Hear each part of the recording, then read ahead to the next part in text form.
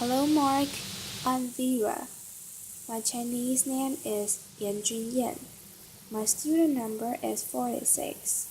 The title of the speech is Here's Dark. Why I should talk to strangers. I'm a freshman at NCUE. There are things we say when we catch the eye of a stranger or a neighbor walking by.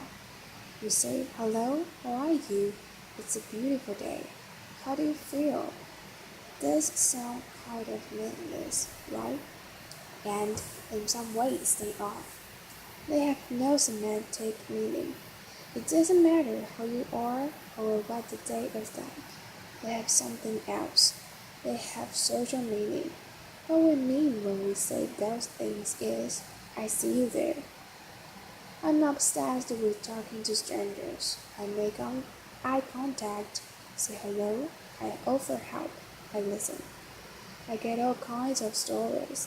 About 7 years ago, I started documenting my experiences to try to figure out why. What I found was that something really beautiful was going on. This is almost poetic. These were really profound experiences.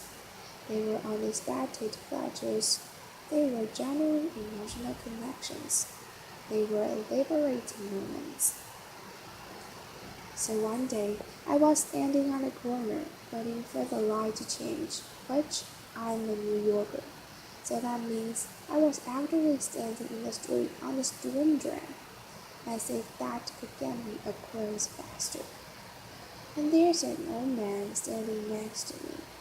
He's wearing like a long overcoat and sort of an old man hat, and he looked like somebody from the movie. And he says to me, don't stand there, you might disappear. So this is absurd, right? But I did what he said.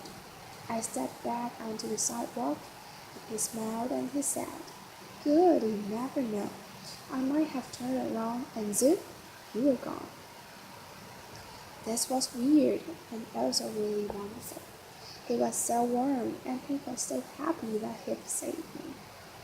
We had this little bound. For a moment, I felt like my existence as a person had been noticed, and I was worth saving. The really sad thing is, in many parts of the world, we are raised to believe that strangers are dangerous by default, that we can't trust them, then they might hurt us. But most strangers aren't dangerous. We're uneasy around them because we have no context. We don't know what their intentions are, so instead of using our perceptions and making choices, we rely on this category of stranger. I have a 4-year-old. When I say hello to people on the street, she asks me why. She says, do you know them? I say, no, they're our neighbor. Are they our friend? No, it's just good to be friendly. I think twice every time I say that to her, because I mean it. But as a woman, particularly, I know that not every stranger on the street has the best intentions. It is good to be friendly, and it's good though one not to be. But none of that means we have to be afraid. There are two huge benefits to using our senses instead of our fears. The first one is that it liberates us. When you think about it, using perception instead of categories is much easier said than done. Categories are something our brains use. When it comes to people, it's sort of a shortcut for thinking of them. We see male, female, young, old, black, brown, white, stranger, friend, and we use the information in that box. It's quick, it's easy, and it's a road to bias. And it means we're not thinking about people as individuals.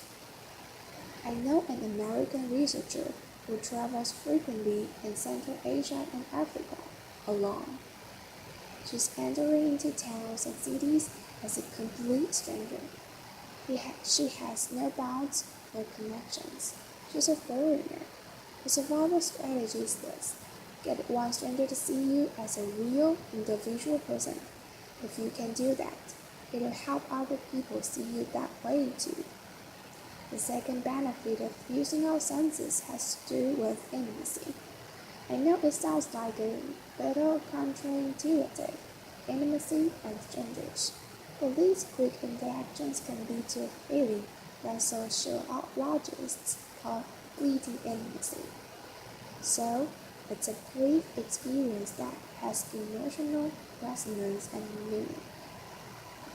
It's a good feeling I got from being saved from the death trap of the stranger by the old man, or how I feel like part of a community when I talk to somebody on my train on the way to work.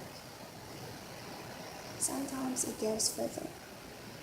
Researchers have found that people often feel more comfortable being honest and open about their inner selves with strangers than they do with their friends and their families, that they often feel more understood by strangers. This gets reported in the media with lament. Strangers communicate better than spouses. It's a good headline, right? I think it entirely misses the point. The important thing about these studies is just how significant these interactions can be. How this special form of closeness gives us something we need as much as we need our friends and our families. So how is it possible that we communicate so well with strangers? There are two reasons. The first one is that it's a quick interaction. It has no consequences.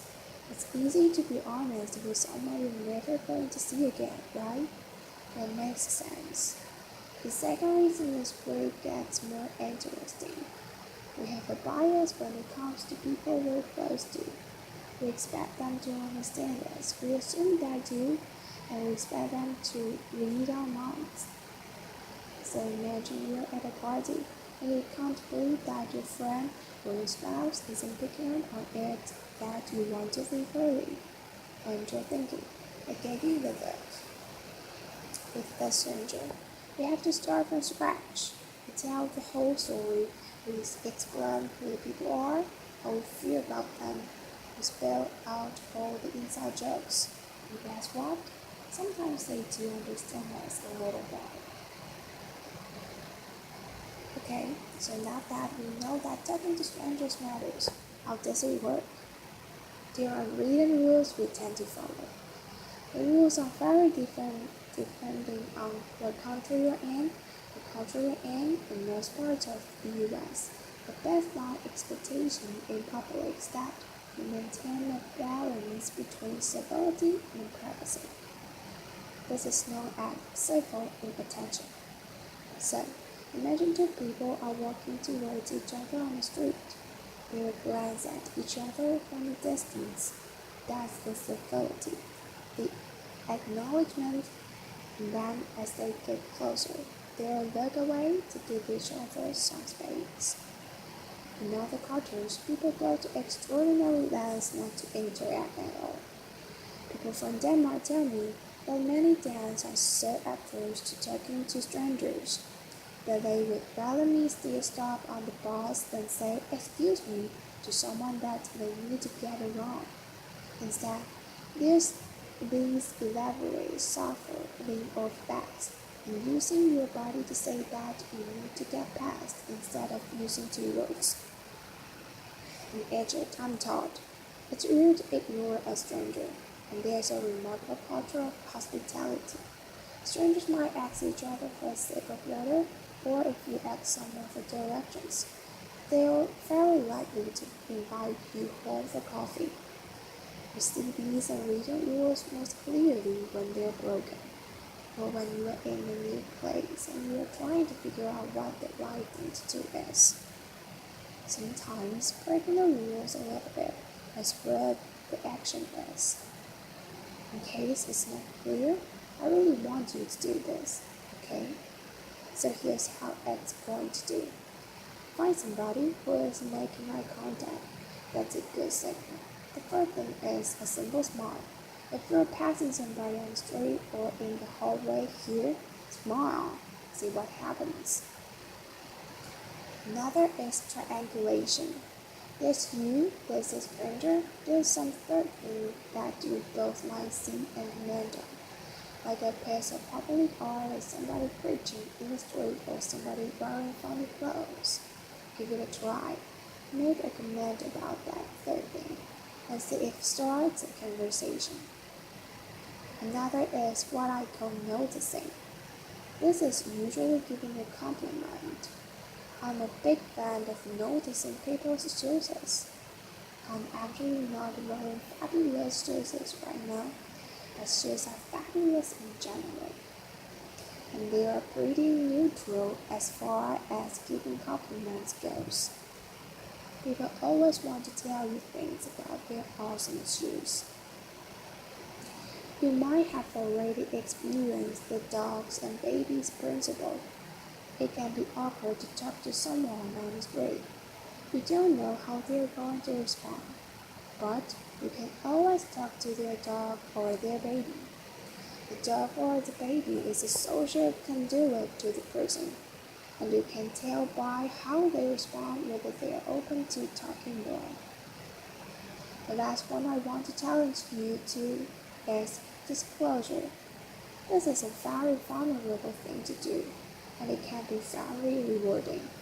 So next time you're talking to a stranger and you feel comfortable, tell them something true about yourself, something real personal. You might have that experience I talked about of feeling understood. Sometimes in conversation, it comes up. People ask me, what does your dad do? Or where does he live?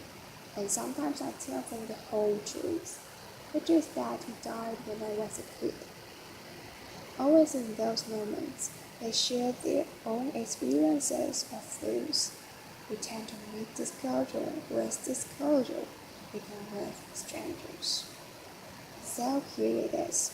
When you talk to strangers, you're making beautiful introductions into the unexpected narrative of your daily life and theirs.